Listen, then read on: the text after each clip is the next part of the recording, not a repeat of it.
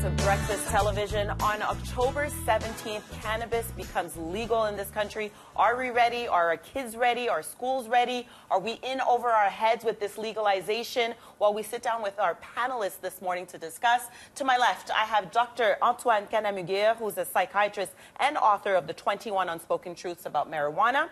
I have also Jordana Zabitsky, who's a founder of Mother's Mary, a nonprofit group and a cannabis advocate. And Sandrine Asher, you're from the MSB, and you are a substance abuse prevention consultant. So thank you so much for all of you for being here this morning. Very important panel. So we're going to get right to it. I'm going to start with you, Dr. Canamugir. What's really important for people to know is that when it comes to marijuana, just because it's legal doesn't mean it's healthy.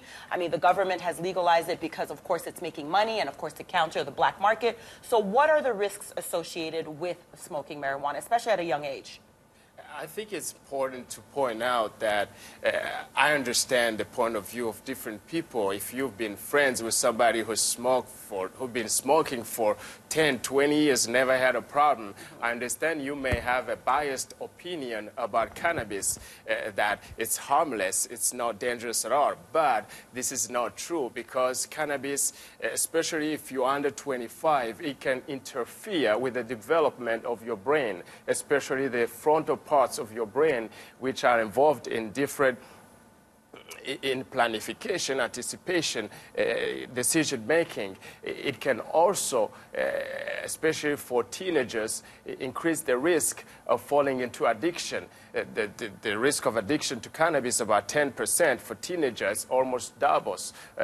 It jumps to about 17%. That's one teenager out of 6 who might fall into addiction. So it's important to point out that there are risks associated with recreational marijuana use. We were speaking earlier at Dr. Canamugir, and you mentioned something about psychosis. What happens to young children and the idea that they can become depressed as well is in there. Is that what you were talking about, one of the side effects? Yeah, it's important to note that people who heavily use marijuana are about 5 times, the risk of psychosis can increase up to 5 times higher compared to non-cannabis users. And those who heavily use cannabis are 2 to 4 times more likely to fall or to experience depressive symptoms sometime in their life. And when you're younger, it's even more dangerous. Okay. The main message is cannabis is not harmless. Okay. So, Sandrine, you work with the MSB, you work with students, you work with schools. How are you guys preparing the students for this? We are very prepared. The EMSB has been very proactive by partnering up with Chabad Lifeline. So now we have a drug counselor in 15 of our high schools, and we've hired a drug counselor in 2 more. So our high schools are set. We're doing a lot of psychoeducation and prevention. Last year, we had a mental health fair, and I was there explaining to the students from various schools who came up with these ideas that were completely erroneous about cannabis and facts and how it's completely harmless. They're like, Miss, you were saying when we were talking on the phone, you said a lot of students come up to you and they're like, well, Miss, it's natural, don't worry about it. That's it. They think it's a natural product, and now even more so because the government says it's okay because it's legal. So they don't understand the dangers, especially as the doctor was saying, to the brain development when you're under 15 years old. 15. Okay. So knowing all of this, I'm going to get to you, Jordana, because Jordana, you're the founder of Mother's Mary. You have a group of women, mothers, who use cannabis on a regular basis. You even brought some right here. You have some right there on the desk. And this is your medicinal marijuana. What do you want to say about all of this? So this is my medical cannabis. This is a soft gel, so this is great for easy and safe consumption. As you can see, it has a great child lock on it. And then it's very easy to take. This is by MedRelief. It's one of the best LPs in the Canadian market. And I think for moms, you know, cannabis is a great thing that we have. I'm very proud and lucky to be able to medicate with it. I actually do use it for mental illness, for depression, and for anxiety. I've been treating my postpartum depression and postpartum anxiety with cannabis, and was prescribed actually by a psychiatrist in Montreal. So I definitely agree that children, you know, young teens and children should not be using cannabis, but I do think that there and are you're an a lot advocate of benefits. saying this. Yes. Okay, so yes, listen, we have to take a break, but I have so many Yes. questions. I want to ask you, how do you take care of your children when you are on cannabis? Perfect. I have so many questions. Do you drive your kids to school? Are there benefits? Right after the break, we're going to take a look at all of that. We're back and we're talking about the legalization of cannabis, which is only a few short days away, October 17th to be exact. Joining us this morning, Dr. Antoine Kanamugir. I have also Jordana Zabitsky and Sandrine Asher. So before we left on the break, you were demonstrating your cannabis and how you use it daily. So I have to ask you, how do you take care of the kids in an elevated state, which for some people would say you're high taking care of your kids? Right. Well, so for me, honestly, using cannabis definitely helps so much being a better mom with anxiety and depression.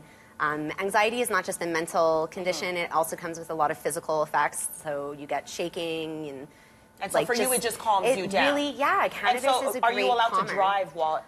So the laws actually, you're not, well, so as of October 17th, you are not really allowed to be driving 4 hours between consumption. Okay. But I think for medical patients in certain provinces, the laws will be different. Okay. Right now, Quebec is we're a little bit behind iffy. And a little bit, still really stigmatized. So it's really difficult. But, and what about your group? How is your group even, are you guys judged because you're a group of mothers that smoke? Yeah, absolutely. I mean, we have a lot of medical users, but we have also a lot of therapeutic cannabis users. And I had to create this environment because I was alone as a medical user, and I felt that it was impossible that I was the only mom who was using cannabis. And this group happened, and we're over 1,300 members. So. Okay, so I have to say something about this because we were going back and forth. You don't necessarily agree with what I'm about to say. Right. So if you're addicted to marijuana, the risk of jumping to other drugs is 3 times higher. Right. For the general population, which Dr. Kanamugir just mentioned, when it comes to smoking marijuana, 10% are at risk of addiction.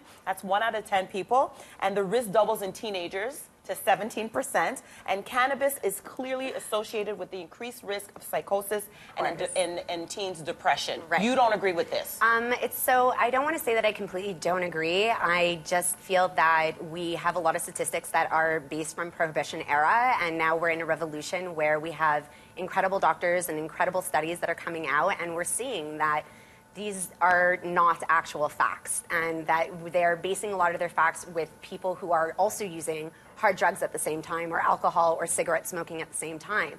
That's like cannabis advocates saying, well, you're definitely more impaired if you drink and drive compared to if you smoke and drive. No, what do you have to say about this? I have to you would be ask you driving. what you think about what she's saying. Yeah, actually, if you drive under influence of cannabis, you're twice more likely to be involved in a car crash than a sober driver. You obviously don't agree. No, a study was just done by University of Montreal that it is complete opposite. You are completely not. And there are different other studies that I can cite in my book that show exactly the opposite of that. So it's important to point out that you cannot be on cannabis and drive. I agree. Because you increase the you're risk. taking care of students. You're going to have, how are you guys even going to control this? How are you guys going to control students who are going to go out and beyond school grounds and start smoking and then come back to class? How are you going to control all of this? Well, students are already doing that. So our staff... And smoking cigarettes and smoking marijuana. Yeah. Smoking both. So our staff are incredibly vigilant. Our administrators, our teachers, our behavior techs, our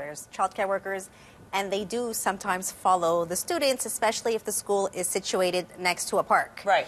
And then they will catch them and they will hook them up with an adult and refer them to the drug counselor of the school. Is it an immediate expel? Will the student get expelled from school? No, we do not expel students from school for smoking the first time. If it's a habitual thing or if they bring in illegal substances and they traffic them, then that's a different story. But no, we believe in connecting the students to an adult. We believe in connecting them with external services and getting them the help that they need. Okay, so big changes. I'm going to ask all three of you really quickly. Big changes for October 17th. What do you see happening after October 17th? Canadian survey on cannabis says that 21% of people plan to increase cannabis for the first time or to use cannabis for the first time or increase their usage. So it's important. If this becomes a reality, we may have a problem. What about you, Jordana? I'm really excited for Prohibition 2.0. I don't like to call it legalization, but I'm really excited because as Mothers Marry, one of our main missions is to provide a lot of education and support to the community to be able to provide both non-biased information. So we want to be able to provide risks and benefits. We're not telling everybody that cannabis is for everybody. It's not a cure-all. We don't believe that. So, and I want to ask you really quickly before we go, Sandrine, October 17th, what do you see happening after? My only concern is with studies down south with our American friends is that people who are already consuming cannabis, they will increase their usage. I'm not really concerned about new users for our student population. Okay, well, there you have it, you guys. We could have kept going on this subject. Thank you so much for being with us this morning. Stay tuned to Breakfast Television. Coming up after the break, we have your Need to Know.